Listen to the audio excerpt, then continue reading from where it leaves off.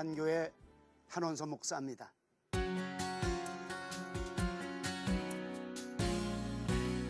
마가복음 10장 읽을 것 같으면 사람들이 예수님께 만져주심을 바라고 어린아이들을 데리고 옵니다. 이때 제자들이 아이들을 데리는 걸 보면서 꾸짖으시고 그리고 막아섭니다. 이것을 예수님이 보셨어요. 예수님은 성경에 보니까 분이 여기에 이르시되 제자들을 꾸짖습니다. 그리고 말씀하시기를 어린아이들이 내게 오는 것을 용납하고 금하지 마라. 하나님 나라는 이런 자들의 것이니라 말씀하셨습니다. 그리고 아이들을 하나하나 가슴에 안으시고 안수하시고 축복하셨습니다. 왜 그럴까요? 우리 아이들이 존귀하기 때문입니다. 어른들보다 더 존귀하기 때문입니다. 어른들과 함께 하던 그 모든 일들을 딱 손에 놓고 어린아이들을 향하여 존귀하고 귀한 아이들을 향하여 안수기도 하시는 모습이 잘 나타나고 있다는 사실입니다. 하나님 나라에서는 그리고 예수님이 바라보시는 어린이 선교는 존귀합니다.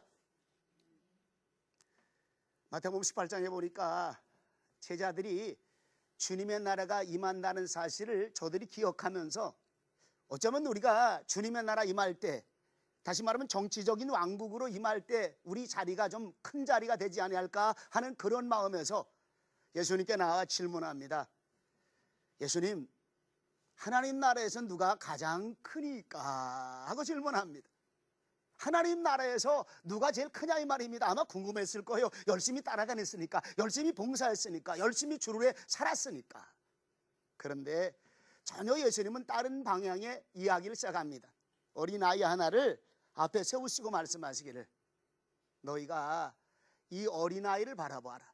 어린아이가 천국에서 가장 큰 자니라. 너희가 돌이켜 어린아이처럼 되지 아니하면 천국에도 들어갈 수 없느니라. 이렇게 말씀하셨습니다. 무슨 얘기일까요?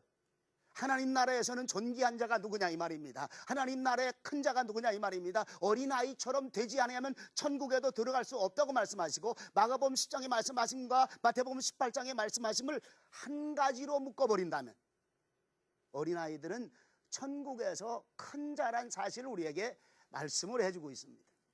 우리는 여기서 지켜봐야 될 중요한 구절이 하나 있는데 5절입니다. 이 어린아이 하나를 영접하면 나를, 예수님을 영접하는 것이고 6절에서 볼 것 같으면 소자, 이 어린 소자 하나를 실족해 하면 차라리 연자맷돌을 금옥에 달리고 바닷속 깊은 곳에 빠지우니만 못하리라. 예수님은 여기서 중요한 예측과 예언의 말씀을 주시고 있습니다. 다시 말하면 지금 현 시대를 바라보시며 2000년 그 이후의 시대를 바라보시면서 예수님은 우리에게 예언하고 계신 말씀이 있습니다. 5절에 어린아이를 영접함이 나를 영접함이라 이렇게 말씀하시는 내용이 나타납니다. 어떻게 어린아이 영접함이 예수님을 영접하는 것이겠습니까? 주님 영접해야 하늘나라 가는 거 아니냐 이 말입니다. 그러면 어린아이 영접해야 예수님 믿어서 천국 가는 그런 얘기냐 이 말입니다. 그런 개념이 아니지요. 예수님은 교회 머리십니다. 그리고 주의 몸된 교회라고 말씀하시면서 하나님의 교회는 상징적으로 예수님을 가르쳐주고 있다는 사실입니다. 하나님의 교회 안에서 어린이를 영접하라 이 말입니다. 어린 생명들을 예수님의 품 안으로, 교회의 품 안으로 영접하라 이 말입니다. 6절에서 심각한 예언의 말씀이 뭐냐면 하나님의 교회가 어린 아이들의 발걸음을 실족해 만들면 이렇게 말합니다. 잃어버릴 실자에다가 발족차를 써요. 다시 말하면 그 발걸음이 예수님 품 안으로 하나님의 교회 안으로 가야 되는데 이 발걸음이 하나님의 교회 안으로 가는 것이 아니라 세상을 향해 가버려서 하나님의 교회 안에 어린아이들의 발걸음을 잃어버렸다 이 말입니다. 어린아이들이 하나님의 교회 안에 없어진다 이 말입니다. 이럴 때 교회 안에 연자맷돌을 금옥에 달리우고 바닷속 깊은 곳에 빠지우만 못한다고 하는 이 말씀을 수많은 주석학자들과 수많은 신학자들은 말하기를 교회에 암흑기가 온다 이 말입니다. 연자맷돌을 목에 달리고 바닷속 깊은 곳에 빠지면 다시 나오지 못하는 암흑기라 이 말입니다. 모든 주석학자들과 신학자들이 말하기를 세계교회 안에 암흑기가 오는 가장 중요한 요소가 무엇인가 보니까 아이들이 하나님의 교회 안에 발걸음을 잃어버리는 순간에 교회는 무너져 내린다 이 말입니다. 예수님이 예측이었습니다. 2000년 전에 분명히 말씀하신 예수님이 우리를 향해 한국교회를 향해 세계교회를 향해 말씀하시는 예수님의 예언의 말씀이었습니다. 어린아이들 영접해 다오. 어린아이들을 예수님의 품 안으로, 어린아이들을 하나님의 교회 품 안으로 너희가 영접해 다오. 그래야 교회가 살고 그래야 예수님이 산다 이 말입니다. 오늘 18장에서 우리에게 정확하게 이 말씀을 예고하고 예언해 주고 있는 것을 우리에게 보여줍니다. 우리가 요한계시록에 넘어가다 보면 예수님과 함께 밀접한 관계를 나눴던 소아시아 7교회가 나옵니다. 때로는 책망도 하시고 두 교회는 칭찬만 하신 그런 교회가 나타납니다. 이 지역이 어딘가 하니까 터키 지역입니다. 이 터키 지역이 소아시아 7교회 때문에 기독교인들이 관광지로 유명한 장소가 되어버렸잖아요. 그런데 이 터키로 선교여행 그리고 성지순례를 다녀오신 분들의 반응이 두 가지더라고요. 두 가지. 하나는 성지순례를 다니면서 소아시아 7개를 쭉 다녀보면서 폐허가 된 그 속에서 고난과 시련 가운데 없어진 그들의 모습 속에서 나는 예수님의 숨결을 발견하고, 그리고 2000년 전에 예수님이 하신 하나님의 말씀이 다시 내 가슴 속에 들려오는 그 은혜를 받았다는 그런 분이 계시고, 또 한 부류는 이게 뭐야? 아니, 교회 다 무너졌네. 교회 다 무너지고 나면 성도든 하나도 없네. 이게 뭐야? 무너져 내렸잖아. 무너져 내렸잖아. 이들이 강조하고 있는 그런 모습입니다. 저는 공감합니다. 다음 세대가 그 안에 없었어요. 어린아이들이 하나님의 교회 안에 영접되어지는 사건이 없었습니다. 오늘 예수님이 말씀하신 것처럼 이미 터키 쪽에 소아시아 7개를 향해 보여진 모습이 뭐냐? 교회가 무너졌다는 사실입니다. 교회가 무너졌다는 사실입니다. 주님의 예언은 지금도 그대로 적중되어져 가고 있습니다. 저는 사도행전을 공부하면서 사도행전 1장 8절의 말씀, 오직 성령이 너에게 임하시면 너희가 권능을 받고 예루살렘과 온 유다와 사마리아와 땅끝까지 이르러 내 증인이 되리라. 어쩌면 사도행전은 1장 8절을 펼쳐놓은 말씀입니다. 예루살렘 지역의 전도 그리고 안디옥 지역을 통해서 세계 선교가 이루어지면서 땅끝까지 복음 증거되는 1차 전도여행, 2차, 3차, 4차 그리고 로마에서 마지막에 복음을 증거하는 내용으로 사도행전 28장을 마무리 지고 있습니다. 또 우리 한국교회는요, 여기서 은혜를 너무 많이 받잖아요. 이제 우리 교회가 사도행전 29장을 쓰리라. 하나님의 성령의 인도하심을 따라, 하나님의 성령의 명령하심을 따라 사도행전 29장을 쓰는 교회 요즘 많이 생겼더라고요. 이 얘기하자는 건 아닙니다. 이보다도 소중한 게 무엇인가 보니까 하나님의 명령을 받은 바울과 바나바가 이제 안디옥 지역에서부터 1차 전도여행을 시작합니다. 소아시아 지역으로 아시아 쪽을 다니면서 수많은 교회들을 이곳 저곳에 세웁니다. 그리고 1차 전도여행을 마무리합니다. 그리고 2차 전도여행을 준비하면서 이제 1차 전도여행에 갔던 그런 교회들을 우리가 다시 돌아보아 양육하는 계기를 가지리라 머릿속에 생각하고 있었는데, 환상 중에 마게도냐인 한 사람이 나타나서 바울에게 말하기를, 마게도냐 사람에게 와서 우리를 좀 도와줘라, 마게도냐 지역으로 와서 우리를 좀 도와줘라 하는 그 환상을 바라보고 바울은 마게도냐 지역으로 선교가 옮겨졌습니다. 다시 말하면 아시아 지역에서 유럽 쪽으로 선교가 옮겨지면서 유럽 쪽에 하나님의 놀라운 부흥의 역사, 성령님의 거룩한 부흥의 역사가 각 곳곳마다 교회가 세워지기 시작했습니다. 이게 2차 전도여행의 사건이며 3차 전도여행의 마지막에 로마로 가면서 하나님의 교회가 얼마나 많이 세워졌는가 사도행전 교회에서 사도행전을 통해서 우리에게 보여주는데, 사도행전은 교회 세우는 교회행전이라, 사도행전은 성령님의 역사를 이루어가는 성령행전이라, 사도행전은 사도들의 사역을 그대로 보여주는 사도행전이라 이렇게 말하고 있는 겁니다. 중요한 게 뭐냐면 지금 현 시점에서 바라볼 때 1차 전도행했던 그 지역의 수많은 교회들이 남아있는 교회가 없다는 사실입니다. 유럽 쪽의 교회들이 엄청나게 많이 부흥하고 세워졌는데 지금 유럽 쪽의 교회들이 전부 다 문을 닫아가고 있습니다. 영국 교회가 무너졌습니다. 독일 교회가 무너져가고 있습니다. 마지막에 하나님의 최고의 선교의 국가라고 하는 미국이 지금 기독교 인구가 줄어들고 또 줄어들어서 모 목사님하고 대화 나는데, 맞아, 한 목사, 미국이라고 하는 선교의 큰 함대가 지금 바닷속에 깊이 푹 빠져 들어가는 모습을 하고 있다. 이 목사님도 미국을 찾아다니면서 이걸 보신 거예요. 왜 그랬을까요? 성령의 뜨거운 역사가 있었습니다. 복음 전도의 뜨거운 역사가 있었습니다. 그런데 왜 교회가 문을 닫아버릴까요? 왜 교회가 무너졌을까요? 1차 전도행의 교회, 2차 전도행의 교회, 3차 전도행의 교회, 4차 전도행을 하면서 그렇게 세워졌던 하나님의 성령의 불길 같은 역사가 있었던 교회들이 왜 없어졌을까요? 주님의 명령을 지키지 않았기 때문입니다. 어린아이들이 교회 안에서 사라져버리기 시작했습니다. 어린아이들이 교회 안에서 잃어버려지기 시작했습니다. 어린아이들이 교회 안에서 무너져 내리기 시작하면서 서구 교회들이 무너져 내리기 시작했습니다. 소아시아 7교회가 무너지기 시작했습니다. 모든 선교에 정령에 충만했던 교회들이 다음 세대를 바르게 양육하지 아니하니까 여기에서 문제가 생긴 것이 무엇인가 보니까 교회가 문을 닫고 예수님 말씀하신 것처럼 연자 맷돌을 금옥에 달리고 바닷속 깊은 곳에 빠지고만 못하는 이런 엄청난 사건이 나타났다는 사실을 기억해야 될 것입니다. 또 하나 깊이 생각해 볼 수 있는 문제입니다. 신구약 성경에 하나님의 위대한 명령을 두 가지로 나눕니다. 저는 세 번째 명령을 말씀드리고 싶어요. 하나님은 신구약 성경의 명령, 구약 성경의 명령과 신약 성경의 명령 이 두 가지를 합해서 세 번째 하나님의 크고 위대한 명령. 하나님이 또 한 번 한국 교회 안에, 하나님이 또 한 번 한국의 목사님들을 향해, 한국의 성도들을 향해 크고 위대한 하나님의 명령이 있다는 사실을 소개하고 싶습니다. 구약의 명령이 무엇일까요? 성경을 좀 깊이 보신 분들과 또 이 내용을 깊이 연구하신 분들이 입을 모아 하는 얘기가, 구약에서는 하나님의 규례와 법도, 하나님의 말씀을 하나님이 자녀들에게 주었는데 이 주신 말씀을 너와 내 아들과 내 손자에게 영영토록 지킬 규례로 가르치라.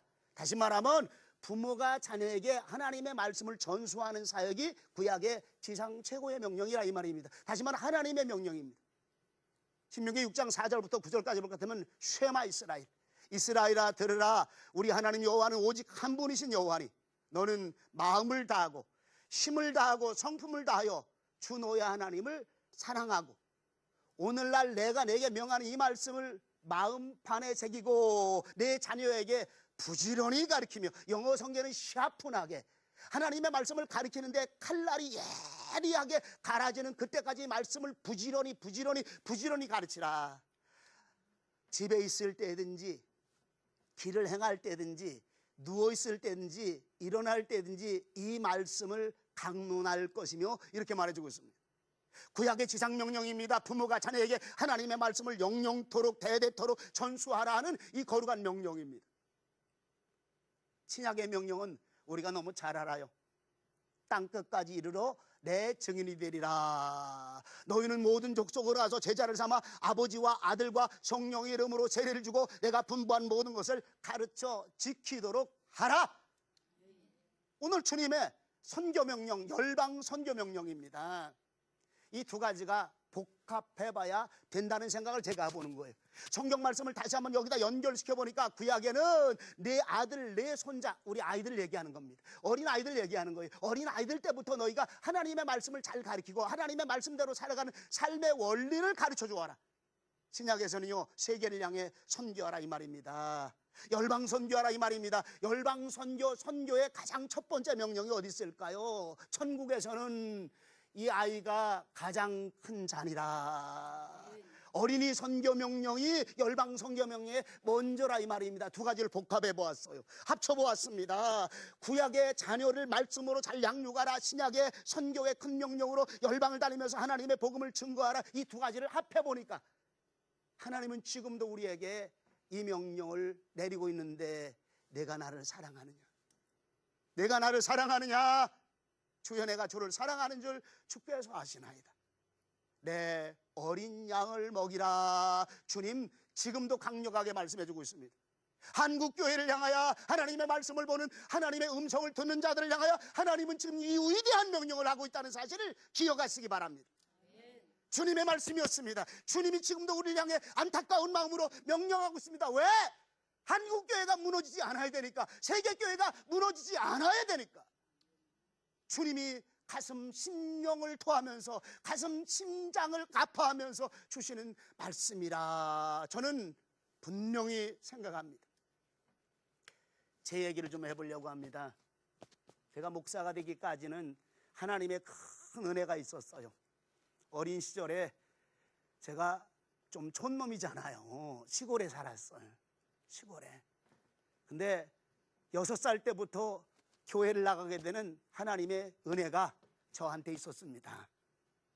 그런데 옛날에는 성탄절이 되기만 하면 성탄절 발표회가 있었잖아요. 그리고 성탄절 발표회에 한번 나가보려고 굉장히 기웃기웃거리는데 우리 1학년 반이 지금 기억해 보니까 한 7, 8명 정도가 됐어요. 근데 우리 1학년 반의 순서가 뭐냐면 나는 될 터이다, 의학 박사가 될 터이다, 요거 하는 거예요. 나는 될 터이다. 그러면서 쭉 선생님들이 정해주는 거야. 넌 앞으로 커가지고 의학 박사가 되거라. 넌 앞으로 커가지고 대학교 총장이 되거라. 넌 앞으로 커가지고 대통령이 되거라. 제가 생긴 게 좀 그랬나 봐요. 저한테 선생님이 오시더니 원섭이 너는 나는 될 터이다, 목사님이 될 터이다, 이걸 하라는 거예요. 연습을 또 한 달 내내 하잖아요. 가면 한 번만 하나? 그거 한 가지를 하려고 아마 한 번 가서 연습하는 게 5, 6번은 연습할 거예요. 우리 7명이 서서 쭉 나는 될 테이다, 나는 대통령이 될 테이다, 나는 의학 박사가 될 테이다, 나는 장관이 될 테이다. 제 순서가 오면 나는 될 테이다, 목사님이 될 테이다. 아마 100수십 번 한 것 같아. 가슴 속에 이 말씀이 새겨졌어요. 시골교회 목사님을 바라면서 존경했습니다. 하나님을 위해 사시는 우리 목사님, 나도 저런 목사님을 위해서라면 나도 목사님이 되어서 하나님의 영광을 위해서, 하나님의 말씀을 위해서 내가 살리라. 어린 가슴에 뭐 그리 잘 알겠어요. 그냥 한 달 내내 100수십 번 했던 것이 제 가슴에 꽂혔어요. 초등학교 6년 동안 제 평생 소원이 목사님 되는 거였어요. 중학교 3년, 고등학교 3년, 또 6년 동안 제 평생 소원이 목사님 되는 거. 그리고 신학교 가서 제가 지금 목사가 되고 있잖아요. 사실 이 얘기가 중요한 건 아닙니다. 시골교회에서 이런 꿈과 비전을 가지고 자라나는 가운데 중학교 3학년 때 제가 최초로, 그때는 머리가 전부 다 빡빡 깎았어요. 그래서 깎아머리라고 그랬어요. 깎아머리 중학생, 깎아머리 고등학생, 이런 말을 했습니다. 중학교 3학년짜리 깎아머리 제가 교사직을 맡은 거야. 야, 난 너무너무 감사한 거야. 제 마음속에 내가 목사님이 꿈이 되는데 하나님이 이제부터 시작하게 하시는 모양이라 하고 교사를 시키는데 너무 감사한 거야. 어린아이들 맡겨줍니다. 왜? 제가 어리니까. 근데 애들이요, 우리 반에 모여들기 시작하는 거예요. 아침부터 제가 좀 극성을 떠느라고 동네를 한 바퀴 쭉 돌아서 애들을 모아옵니다. 최고 많았어요. 그리고 고등학교 1학년 때는 좀 큰 아이들을 맡았습니다. 큰 아이들 쭉 맡아서 함께 하는데 너무 재밌는 거는요, 큰 아이들도 우리 교회에서 우리 반이 최고 많은 거야. 그러니까 우리 선배들, 우리의 위에 분들, 청년 교사들, 집사님 교사들이 어떻게 원섭이 니네 반은, 아직도 제가 원섭이라니까요. 선생님이 아니야. 왜냐면 깎아머리니까. 너네 반이 제일 많을 수가 있니? 이렇게 말씀하시더라고. 그때 제가 놀라운 사실 하나를 발견했습니다. 우리 아이들, 중학교 3학년 때 가르치던 우리 아이들, 고등학교 1학년 때 가르치던 그런 우리 아이들, 나는 하나님의 은혜라면 어린이를 위한 목사님이 되겠습니다. 고등학교 1학년 때 제 마음 심령 속에 하나님의 성령님을 통해서, 하나님의 말씀을 통해서 아이들을 바라보게 하시면서 어린이를 위한 목사가 되기 원합니다 하는 그 소원이 지금 이 자리까지 오게 되었습니다. 신학교 가기 이전에 청년기에 제 마음에 다시 한번 크게 두드리던 하나님의 말씀의 음성이 있었습니다. 요한복음 21장에 요한의 아들 시몬아, 네가 이 사람들보다 나를 더 사랑하느냐? 내 어린 양을 먹이라. 내 어린 양을 먹이라. 이 말씀이 제 가슴속에 막 쏟아지는데, 한 번은 이 말씀을 기도원에서 주시는데 얼마나 울었는지 모릅니다. 하나님, 내 평생을 바꾸는 하나님의 말씀을 내게 주심을 감사합니다. 내 인생을 바꾸는 하나님의 말씀을 내게 주심을 감사합니다. 내가 어떤 목적을 가지고 살아가야 될까 하는 그 목적의 삶을 향하여 갈 수 있는 그런 은혜를 주심을 감사합니다. 여러분들, 이게 제게만 주시는 하나님의 사명이겠습니까? 제게만 주시는 하나님의 말씀이겠느냐 이 말입니다. 지금 한국교회를 향해 주시는 예수님의 명령입니다. 지금 목사님들 향해 주시는 주님의 명령입니다. 지금 온 땅에 15만 명의 어린이 선교 사명자들이 배출되었는데 그들에게 주는 하나님의 거룩한 명령입니다. 일어나라고, 어린이 선교를 향해 일어나라고, 어린이 선교를 향해 다시 주님의 명령을 가슴에 새기라고 하는 주님의 거룩한 명령이었습니다. 오늘 우리는 다시 한번 가슴에 새겨봅니다. 주님은 지금 우리를 향해 명령하고 있습니다. 천국의 가장 큰 자가 누구냐 이 말입니다. 돌이켜 너희가 어린아이 같지 않으면 천국에도 들어갈 수 없다고 하는 이 주님의 말씀이 무엇을 말씀합니까? 지금도 주님은 가슴에 뜨거운 심장으로 우리를 향해 말씀하신 내가 나를 사랑하느냐? 하나님의 사람들이요 나를 사랑하거들랑 다른 거 말고 내 어린 양을 좀 먹여다오. 한국교회가 무너지지 않기 위해서, 교회가 하나님 앞에 든든하게 서가기 위해서, 교회의 생명력이 살아있게 하기 위해서 내 어린 양을 먹이라고 하는 주님의 명령입니다. 오늘 우리는 이 말씀을 다시 한번 가슴에 기억하면서 주님이 이 땅에 또 하나의 크고 위대한 명령, 내가 나를 사랑하느냐? 내 어린 양을 먹이라는 주의 말씀을 가슴에 담으시면서 주님을 향해 삶을 살아가는 저와 여러분들 되시기를